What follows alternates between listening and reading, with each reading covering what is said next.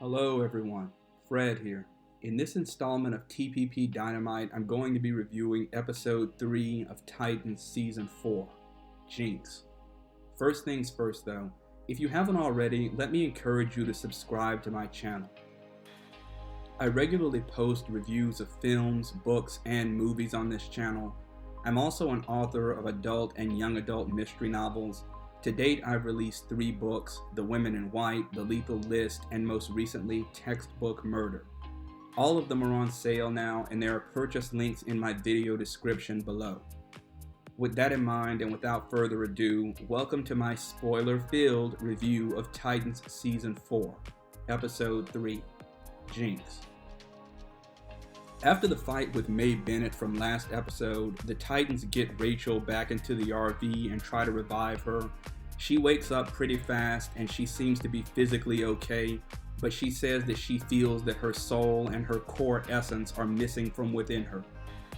Dick decides that Tim needs to start his Robin training so that he'll be of more use the next time that there's a fight with Mae, and he has Connor and Tim to go back to Star Labs so that Tim can train in virtual simulations with Bernard. Dick, meanwhile, goes with Corey to a prison in Bloodhaven to recruit Jinx, a feisty lady magic-using thief who travels in occult circles and who Dick says may be able to help them understand whatever sort of magic Mae Bennett possesses. As soon as Jinx is released, however, as soon as she sees Dick and Corey, she touches the ground with her bare foot and disappears in a massive tornado. Little aside here, if Jinx really wanted to escape, then why couldn't she have done this at any time while she was in prison? Why wait? It doesn't make sense. Anyway, Corey wonders to Dick how they're going to track Jinx down now. Dick, however, deduces that Jinx will most probably go to a specific location in Geneva to track down a powerful item that she was trying to find before she got busted and sent to prison the first time. Meanwhile, in Metropolis, the blood-based death magic continues when a witch in the same cult as Mae Bennett uses it to create 2 deadly spiders that enter the ears of some factory workers transporting barrels of blood and kill them. The witch steals the blood and takes it back to Mae Bennett. Mae and the other witch discuss how Mae apparently stole Rachel's powers from her during the road fight, and the 2 of them then set their eyes on recruiting Sebastian Sanger to join their cult. Mae fakes a call to Sebastian from one of the investors whom he met last episode, asking him to return to the man's office so that they can discuss next steps. When Sebastian does show up, the guy just starts belittling him and threatening to call security. Then the guy hears the chants of the cult from the end of last episode, the Azarath Metreon Zenthos chant that I mentioned in my last review, and he suddenly becomes possessed, stabbing himself through the eyes with a pair of scissors. Just a little nitpick here, but the guy doesn't stab himself nearly deep enough for the scissors to actually kill him by damaging his brain. That's how you die from punctures through the eyes. He really only stabs himself deep enough to probably go blind from the stabbing. Nevertheless, in the show, he dies, and the cops immediately swoop in and arrest Sebastian for the guy's murder. Back at Star Labs, Connor and Bernard are trying to piece together a pattern to the cult murders and attacks. They realize that every victim had a rare genetic mutation traceable to an ancient Assyrian tribe called the Kurzu tribe. They trace one of the cult symbols from last episode's Slaughterhouse to a screen grab from the beta version of Sebastian Sanger's video game. Bernard also finds that Sebastian has the same genetic anomaly that the other victims shared, and he deduces that whoever Sebastian is, Connor needs to get to him fast. It's at this point, though, that I was left with a few major questions. Who exactly does Bernard mean by the victims? Does he mean the women who were murdered, the guys who were abducted for their blood, the factory guys who were killed, or both, or all 3, I guess? And either way, why are so many of these guys from the Kurzu tribe from ancient times just magically located in Metropolis now? I mean, talk about plot contrivance. Anyway, back at the RV, Rachel tells Gar that she's actually glad that she lost her powers, glad that she's free to live her life without feeling the darkness of her soul self or the eternal awareness of pain and grief that comes with it. Gar tells Rachel about his vision of the world under a red moon, as well as the voices that refer to him as a skinwalker.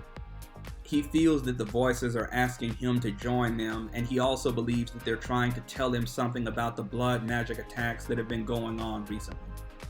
He admits that he wants to understand what it all means. He leaves the RV and goes into the forest, where he experiences a walking daydream of the same world under the red moon. For some reason, when he takes Rachel's hand, he's able to show it to her also. They both walk deeper into the forest, trying to get to the spot from which Gar daydreamed when he first put on his new suit glove at Star Labs back in episode 1. Corey and Dick intercept Jinx when she breaks into the Geneva facility for the item that she was seeking, though it's a mystery how they managed to do that and catch her that fast when she had such a big head start on them earlier. They snatch the item from her, and it turns out to be a small box with a small beating heart inside of it. When Corey opens it though, she's turned into stone. Dick orders Jinx to undo the magic, but Jinx says that she can't and that the only solution is to find the dark elf who set the spell and to get that elf to reverse it. Jinx was planning to steal the box and return it to the elf for a finder's fee, and now Dick basically has to play along with that game of hers if he wants to save Corey by getting the help of that elf. Meanwhile, Corey, in the stone, while she's petrified, has a vision of the same Elko's diner from season 2, the one from the totally nonsensical plotline where someone or something summoned the Titans to that diner and disguised itself as Bruce Wayne to convince them to reform as a group. Well, this time when Corey arrives, she's greeted by a vision from one of her trainers on Tamaran.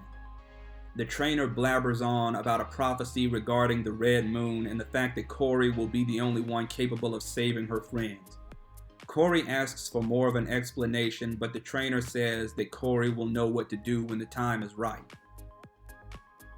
Dick and Jinx drive at Jinx's lead to a hidden nightclub at which Jinx says the Dark Elf will be. Along the way, Jinx basically reveals that she has a past as something of a confidential informant of Dick's, as well as a sexual partner with whom he shared a purely physical relationship. Along the way, Jinx also tells Dick that she has no idea who the mystery sorceress was who attacked him and the Titans on the road, and that she can't deduce the woman's identity from the clues that Dick gives to her. Once Dick and Jinx get into the club, Dick goes to the Dark Elf to offer to return the box to her in exchange for her freeing Corey. The elf reveals that she is not the only one who can break the spell on Corey, and that Jinx could do it if Jinx wanted to. The elf then grows annoyed with Dick and orders him killed. Dick promptly beats up the hired goons whom she sends to do the job, and he later takes the Dark Elf out too, even when she uses magic to attack it. Dick searches the club for Jinx and eventually finds her in a secret part of the club trying to steal valuable treasure on the sly. He figures out pretty fast that Jinx was playing him to get inside of the club and rob the place under the radar. He also deduces that Jinx has a so-called death mark. What that means, I don't know, but Jinx does confirm to him that she owes $5 million to an unknown individual or entity, and that's why she needs to score big. I really did get a little confused here as to why Jinx couldn't just, I don't know, use magic to technologically steal the money from a bank or something, or for that matter, use magic to make the money appear out of thin air. That's one problem that's starting to unfold with this season's whole magic storyline. The rules are so unclear. Anyway, Dick presents Jinx with a different solution. Help him free Corey and he'll wire the money to her himself. Jinx frees Corey from the stone, then Tim and Connor call Dick with news. They tell him about how Sebastian has been arrested, but they speculate that the whole thing was a setup by May to get Sebastian into an area where she could reach him. Connor is desperate to prove that he can beat May after how he got taken out so fast by her last time. He says that he can get her this time and that he'll just have to move faster, but Dick orders him to do nothing but secure Sebastian from the cops and hang back until they can figure out May's weaknesses and how to stop her. Meanwhile, Sebastian is in custody at the Metropolis Police Department when May literally just walks in and passes all of the cops there without even being noticed. She goes to the interrogation room where Sebastian is being held and tells him that she believes that he's innocent. She says that she knows what's in his heart and has been aware of him since before he was born. She says that she knows that he wants to change the world, that it is his destiny to do just that, and that she's there to help him.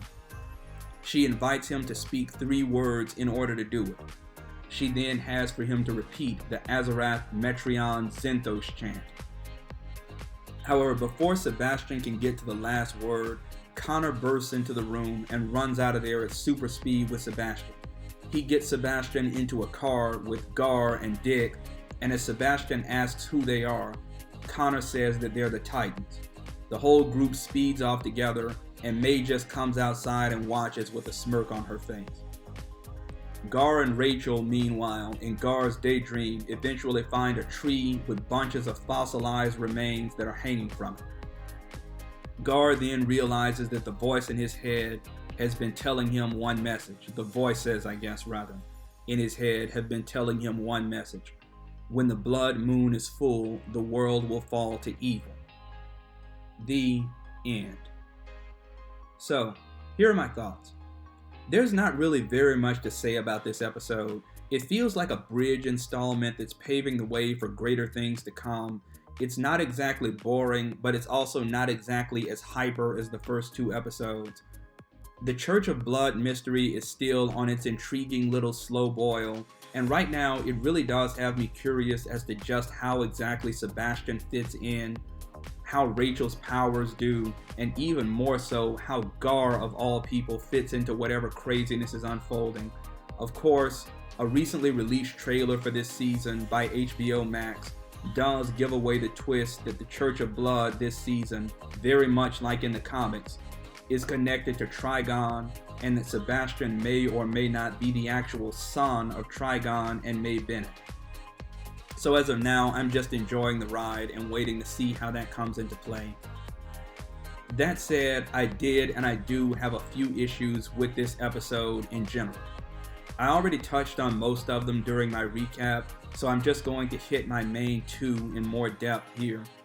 My first issue is Connor. This show has, ever since season 2, had a really bad habit of sidelining Connor, most probably to avoid involving the special effects that come into play when he uses his powers. In season 2, he was on bed rest for most of the time. In season 3, he was basically relegated to tech support, and Dick even incapacitated him with kryptonite for some stupid reason to avoid having him help stop Jason Todd near the end of the season. Connor is getting a bit more focused this season, but I still feel like he's not being allowed to cut loose like he should. He spent all last episode in jail and was taken out with 1 hit from May Bennett this, last episode as well. He spends this whole episode sidelined in tech support again, watching Tim train and being warned not to go near May for risk of having his butt thrashed for a second time. I've said before that I'm a fan of the whole slow boil superhero horror story that Titans is telling this season, but my one qualm with all of it, which ties into my second main issue with this episode, is the very nebulous approach to the use of magic. In my opinion, telling stories revolving around magic works basically the same way as telling stories revolving around time travel. You really have to define the rules and the exceptions very early, very clearly, or things get very confusing and very self-contradictory very fast.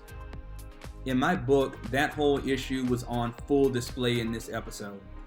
This season hasn't really defined how the magic works or what it costs, or what kinds or limits there are. And it really leads to confusion when it comes to the power levels of the various parties involved. For instance, Jinx was ostensibly being held in an ordinary Bloodhaven prison that had no ability to suppress her magic. So why couldn't she have just magically escaped earlier before Dick and Corey decided to find her? She needed $5 million to clear whatever so-called death mark was hanging over her head. So why couldn't she have, just created the money out of air or magically hacked a computer to wire the money to herself? How powerful is Mae Bennett? She was strong enough to take out the Titans last episode, but not powerful enough to just fly or teleport after Dick and the others when they got Sebastian away from her near the end of this episode. This is what I mean. The rules and exceptions are not very clear when it comes to magic and its uses this season on Titans, at least not yet. I just hope that the writers clear up the confusion fast before it makes for even bigger plot holes than it already has.